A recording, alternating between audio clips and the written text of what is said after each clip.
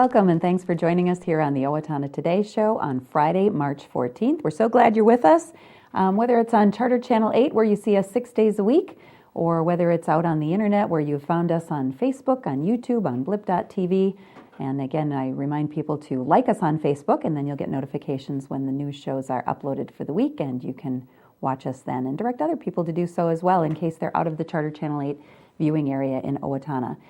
We do want to take a moment here on a Friday, of course, to acknowledge our wonderful Owatonna Today Show supporters. Our premier supporters include the City of Owatonna, Express Employment Professionals, Owatonna Public Utilities, Safe and Drug-Free Coalition of Steele County, the Steele County Food Shelf, and United Way of Steele County. Primary supporters are Little Theater of Owatonna and Amy Swain Hearing Centers, and interlude supporters include Abraham Consulting Technologies.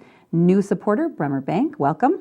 Brenda Bednar Mortgage, Glenn Mager and Tim Thomas of the Brick Mager Funeral Home and Medford Funeral Home, Carlson Brandstad and Company CPAs, ERA Gillespie Real Estate, Fairview Animal Medical Center, Horizon Eye Care Professionals, Clancher and Son Landscaping and Concrete, Napa Auto Service, the Owatonna Business Incubator, Profinium Financial, RNK Electric, Snap Fitness, Steele County Historical Society, Steele County Transitional Housing, the Third Hand Incorporated Video Productions, and TPS Insurance. We hope, of course, that you will support and patronize these businesses and thank them for being supporters of the Owatonna Today Show. It's the way that we keep this good information coming to you. And if you or someone you know is interested in show supportership, please get a hold of Leanne at 390-5751 or email her at owatonnatoday@charter.net. That's also where you can get a hold of Leanne in case you have ideas for guests or show topics that you would like to pass along. And one more announcement, the Owatonna Today Show is teaming up with the Steele County Food Shelf. During March Food Share Month, Leanne's video business, The Third Hand Incorporated, was given permission to film and sell copies of this year's Hometown Sampler. Great music, a great fundraising event. The cost is $10 per DVD. All of the proceeds from the sale of those DVDs will go back directly to the food shelf. And there again, to get a hold of Leanne, 390-5751, or shoot her an email at owatonnatoday@charter.net if you are interested in that as well. So lots of reasons to get a hold of Leanne. We have a great show coming up for you today. When we get back from our first break, Kim Wencl joins us. We're going to be talking about the Homestead Hospice House and specifically a fundraiser coming up for them. Later on in the program, Paula Trenda joins us, and we will be talking about her business and sweet treats, Curly Girlz Candy. So let's take this break, and we'll be right back. Stay with us.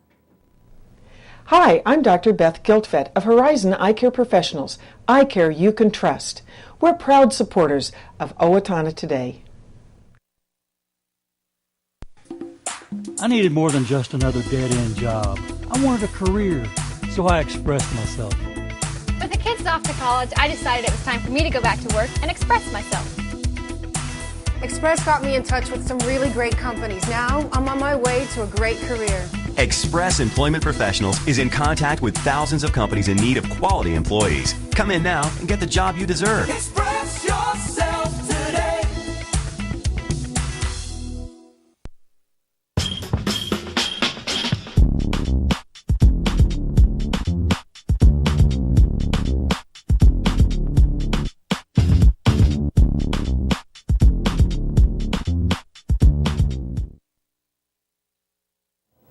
Welcome back, and thanks again for joining us on this Friday, March 14th. We have in studio with us Kim Wencl. Hi, Kim. How are you? Hi, I'm great. How are you? Good. We were just reminiscing, trying to figure out kind of how we knew each other, and Kim was on the program with us maybe a couple years ago talking about the group, The Compassionate Friends. Right.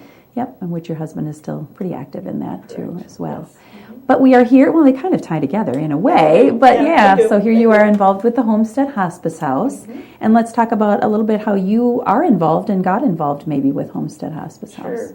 Well, I had thought about becoming a volunteer at Homestead for a while, but what really cemented it was when my mother-in-law fell and broke her hip and consequently ended up going into Homestead, and the experience that we had with her there was just wonderful. It really was, and that made me know that that's something I wanted to get involved in. So shortly after that, I took the training and have been working with a few patients, and I've done that for a couple years. And Okay.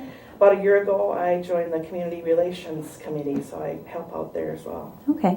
And just so folks know, too, a lot of us in the community definitely are aware of where the Homestead Hospice House is, but just kind of remind people of where it's located. It's kind of tucked away in a nice little setting. Yeah, it's just kind of behind the hospital and clinic there on a real beautiful farm setting. And Daybreak Church is across the road also, so that's another landmark. Located. Right. And it's got is it a windmill? Windmill, that's up there too? yes. And then the Star of Hope goes up Correct, on that? right. So that kind of helps locate it if Right. during the winter you're seeing the If you see that star, Yep. that's where it would be. That is where they are. Yeah. And a wonderful facility It's with wonderful. how many patient rooms? 8 rooms. 8 yes. rooms. Okay.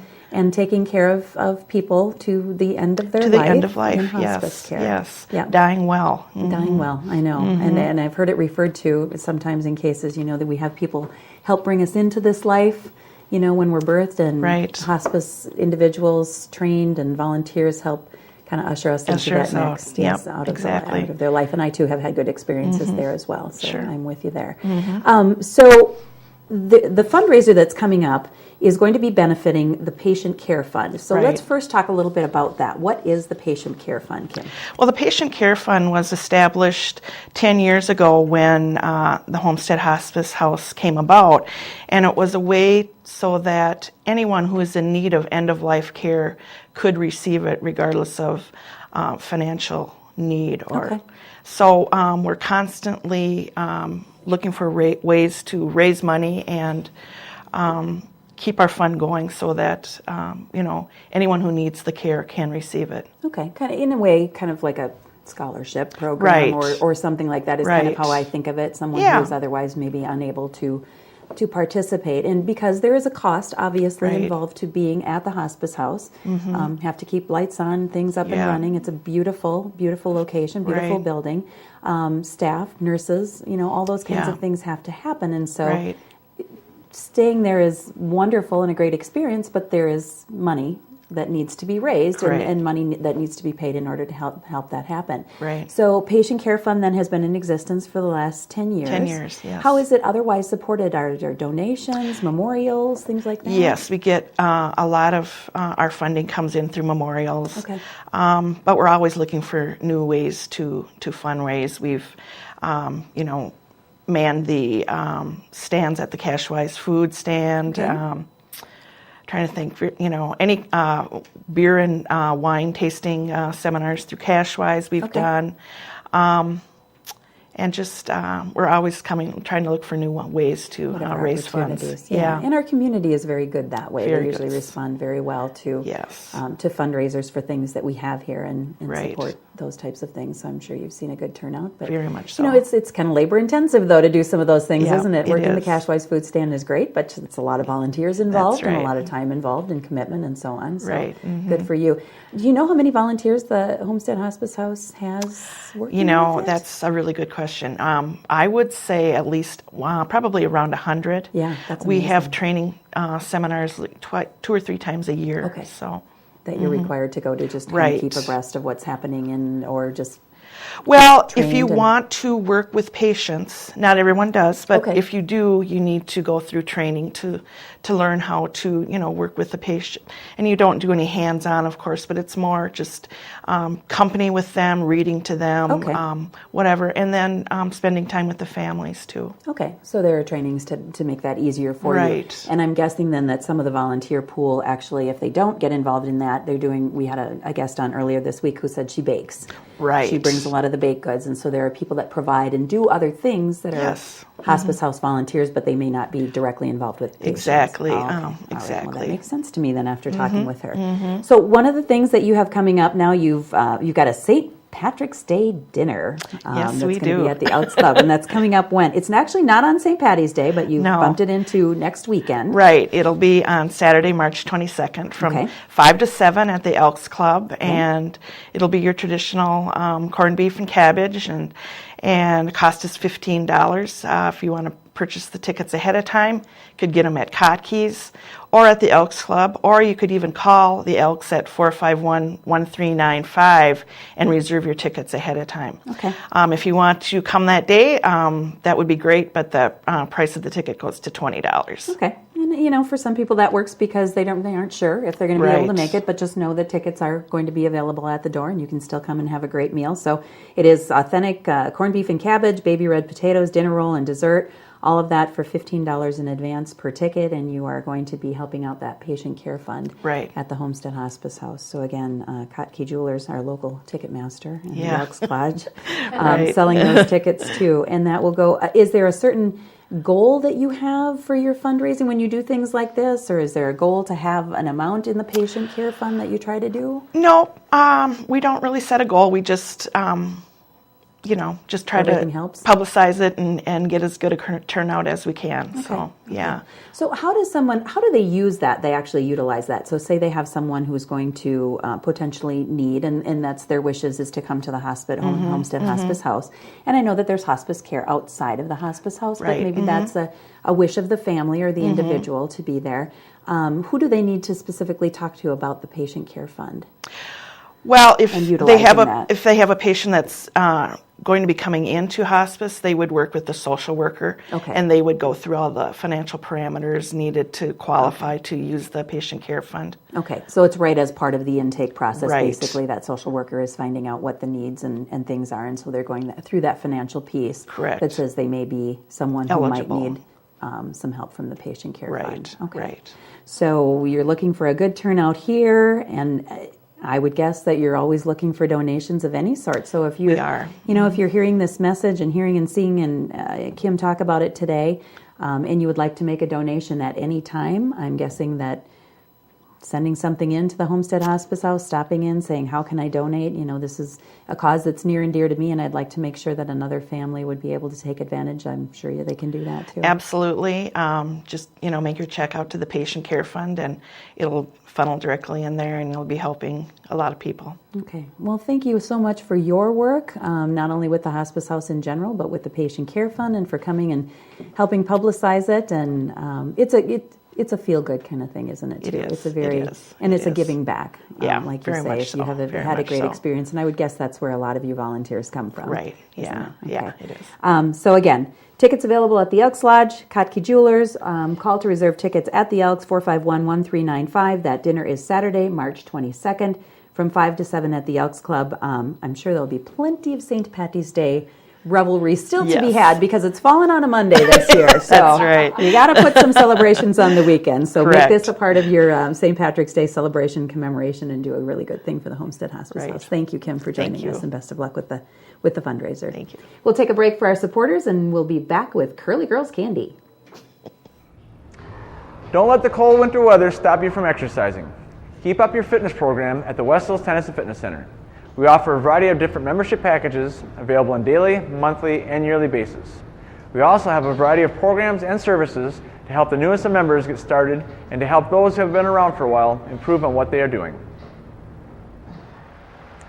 The Tennis and Fitness Center participates in insurance reimbursement programs with a variety of different insurance providers that could make you eligible for up to $20 credit each month. For more information about the West Hills Tennis and Fitness Center, call us at 444-4290.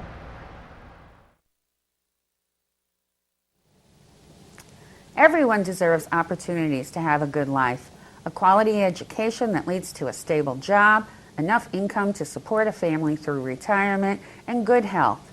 But the reality is, many children fall behind, many families are struggling, and many others are in poor health. United Way's goal is to find long-term solutions. Thanks to a grant from the Otto Bremer Foundation, we're hosting community conversations this year to address these issues. If you'd like to join us, please call our office. Hi, this is Dr. Amy Swain, and I want everyone to hear better. At Amy Swain Hearing Centers, we offer many different brands of hearing instruments because everyone has a different lifestyle. Let me, Dr. Amy Swain, help you find the best hearing device for your hearing needs at Amy Swain Hearing Centers of Owatonna, Austin, and Waseca. Call 1-800-804-3361 for an appointment today, or visit my website at www.amyswainhearingcenters.com, because you deserve to hear better. Hi, I'm Brenda with the Mortgage Office of Brenda Bednar, aligned with American Mortgage and Equity Consultants, where closings feel right from the beginning. I'm a proud supporter of the Owatonna Today Show. This March, as part of Minnesota Food Share, the Steele County Food Shelf hopes to raise $100,000 and/or pounds of food. Minnesota Food Share contributes additional money based on our local donations.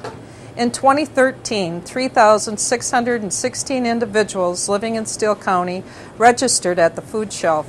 By the end of 2013, the Food Shelf gave out 551,000 pounds of food. Thank you for your generosity. With your support, we are able to provide a resource in Steele County for our neighbors in need. No one in Steele County should have to go to bed hungry. Welcome back. Thanks again for joining us on this Friday, March 14th, and I have Paula Trenda with us. How are you? Good. How are you? Oh, and we're going to be talking about some of this good stuff in front of us here, which is just like within my reach. This is really hard for me, but we'll get there. We'll get there to Curly Girlz Candy. But let's find out a little bit about you, Paula. Not originally from Southern Minnesota. I'm originally what brought you here?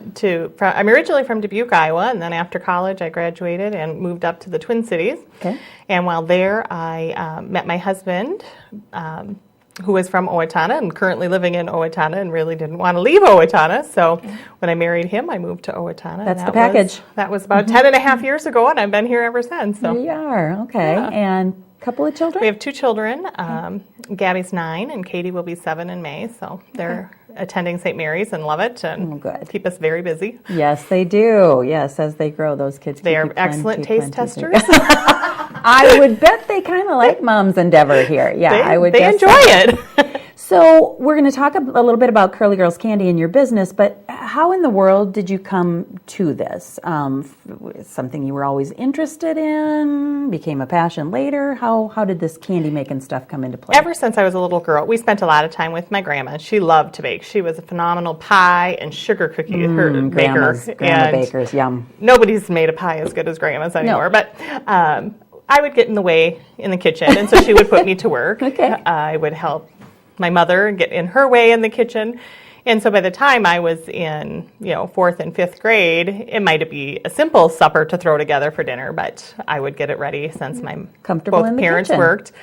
And then went to college and always loved candy. And any opportunity I had, I'd go into a candy store. And one of my jobs after college, I did a lot of traveling and did a lot of European traveling. And they had all these phenomenal little candy shops and chocolate shops, and they'd have these just neat gourmet little truffles and things, and really started to enjoy that. And when I was pregnant with my oldest daughter, my sister found this class to become a certified chocolatier, where they taught you all about the different nuances in the chocolate and how to, to determine what your palate liked and how to pick up on the different subtleties in the different growing regions, and then also how to temper your own chocolate and make fancy caramels and truffles and chocolate sculptures and different things like that. So I did that class. You had originally thought about culinary school, though, for a profession. As a profession, and then decided, with some feedback, that wouldn't maybe be the right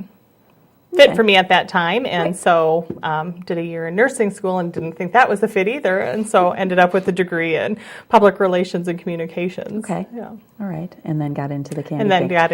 thing So on the chocolatier course, though, and the learning that went on there, a little less intense than a full-blown culinary school. Right. And definitely honed in. Focused only really on chocolates and chocolate-type items. What's one of the most surprising things that you learned? Because I think a lot of people think, maybe less so now, because I think we're learning a little bit more about chocolate and some of its even health benefits and those kinds of things. But I think that once upon a time, and maybe for a lot of people, chocolate's chocolate. Well, chocolate's chocolate. If it's chocolate, it's chocolate. It's all the same.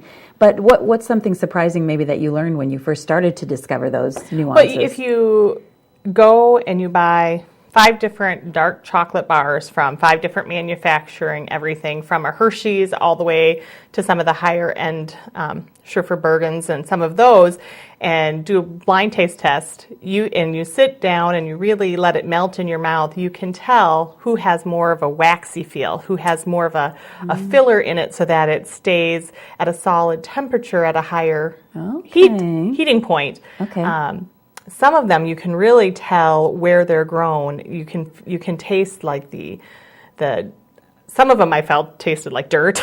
The really dark chocolates. The earthy region where it was grown. You can taste, some of the subtle other things that are grown near the cocoa beans, which I thought was really interesting. It makes all the sense in the world. It's like coffee. It's like coffee. It's like wine. Right. It's like there are people who travel the world and talk about honey and the bees and what they pollinate and the flowers and the plants. And they have and so chocolate's the same as any of those. It has very distinct flavors, and a lot of people really are into the single origin chocolates. Now, the chocolate I use is not single origin, but it is a Belgium style, which means it's going to be a creamier, richer taste that you'd find in Belgium. So So then you started to do this, and you decided you wanted to, after you finished with the course, kind of try your hand. And so how has Curly Girlz Candy as a business developed?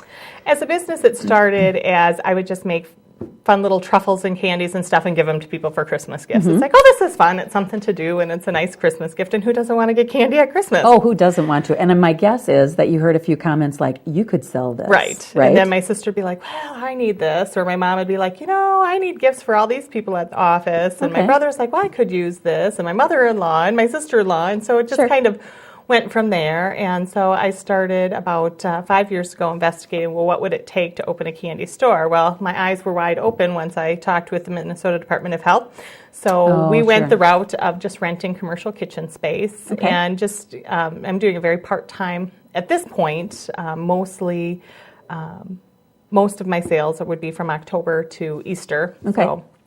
With the bulk of it at Christmas. Valentine's, Easter kind of things happening too. And then also have started putting them in some small gift shops and coffee shops around the state of Minnesota. And a couple shops in Iowa. She's at Central Park Coffee downtown. I've seen it there. I've seen that. And the History Center gift shop. So in Steele County, it's Central Park Coffee and the History Center gift shop. And then you can always call me or email me to place orders. And then we are at the Stone Mill Inn in Lanesboro, Minnesota, and then also in conversation with a couple different gift shops in the Twin Cities area as well for some of our items. Well, let's talk about some of those items, because here they are in front of me, again, looking very tempting. But what's in the pretty hot pink box? The hot pink box here is a half a pound of our sea salt caramels, and this is a honey-based sea salt caramel. It's glaring. There we go. There, we'll just hold it.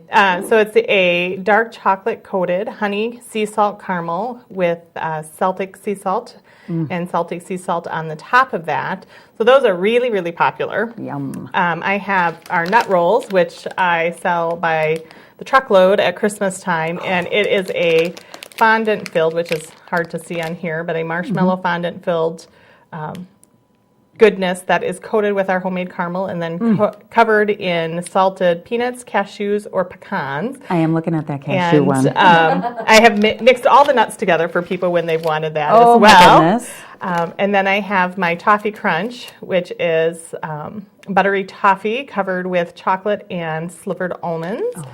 And then just our buttery caramels that we have. And who doesn't just love a plain old buttery caramel melt in your mouth? And so this is a pretty good sampling of... This is a fair sampling. I also, in the past year, have started working with a chocolate manufacturer out in New Jersey, and she makes a chocolate that I can use to create truffles and candy bars and all kinds of manner of candies that is sugar-free, and it's sweetened with stevia and inulin instead of maltitol and some of the chemicals. And so it's a very creamy, nice, healthy chocolate that really brings out the flavor of the chocolate, but yet it's sugar-free. And I'll have those available as well. Oh, very nice. So someone who is diabetic can still enjoy a good piece of chocolate and the candy. amazing, I think, what you've probably had to learn about where you get your products and, you know, I mean, quite a little business plan here. Do you have hopes that it could grow beyond what it is right now and providing to the smaller shops? The plan is always been to maybe open a small candy and ice cream store. Fun. You know, we want that gift, in Owatonna. You stay the here. whole gift area, and then also to expand some of the wholesale stuff to more of the point of sale items for different people like Central Park Coffee or other coffee shops around the state or small gift shops and things around But this the is state. a good way to start. You get it in front of a lot of people. You get a lot of good feedback about what you can do. In the meantime, doing your, I think we were talking a little bit ahead of time about business planning and what you would need to actually make that next step. Right. Yeah. And we've got a lot of different things, and I try out new things all the time, and people who know me will just get things. What do you think? I need some feedback. Send me a text or an email with, do you like this or don't you like this? Okay, tell me a bomb. Tell me one that Well, won. I was trying trying to limit the sugar. I was trying to create a sugar-free nut roll. And I can get the caramel down pretty good with some different things to make a decent tasting caramel that my kids said, oh, this tastes like real caramel. So if they think it tastes like real caramel. Kids, good. Unfortunately, the center nut, so. No. I've bombed about 5 times on that. I can't. So we're moving on to something else. Okay, all right. Make something else sugar-free, and then we'll come back of luck. to that another day. Best of luck to you. I think Leanne's got your contact information right there. How to get a hold of you by email, how to get a hold of you by phone. Paula, best of luck to you. I know that I have sampled some of your wares at the coffee shop, and they are delicious. And I, again, just keep looking at these because I can't help it. So good luck in your business. What a fascinating thing. Thank you again for joining us. We'll take a break for our supporters, and we'll be back to wrap up for today.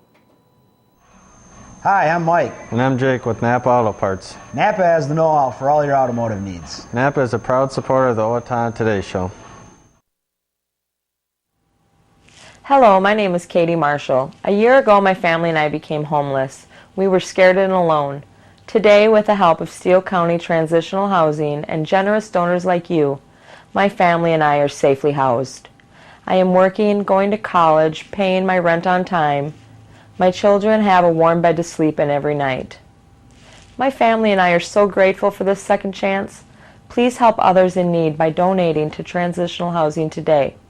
Everyone deserves a safe place to live.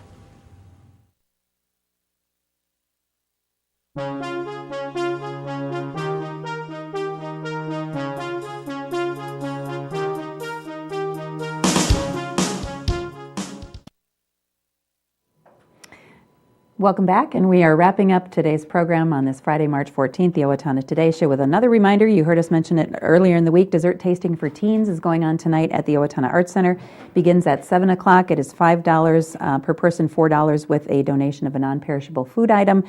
It is specifically for teens in grades 9 through 12, and you will be judging your favorite desserts, have an opportunity to win prizes, and, of course, indulging your sweet tooth. So that's what we're all about today on today's program. Anyway, Evening for Kids' Sake is going on tomorrow, Saturday, March 15th at the Steele County History Center.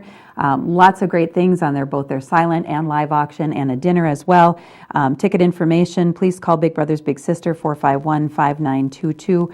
And I don't know if there are tickets available at the door for that one, but do give them a call, and they will certainly let you know if they still have tickets available or if they are full or still able to accommodate you. But a great evening to support a great cause. A barbecue rib dinner also going on tomorrow evening, Saturday, March 15th from 5 to 8 at Hy-Vee's Kitchen. This is to benefit the fundraiser for building the barn at the Steele County Free Fair.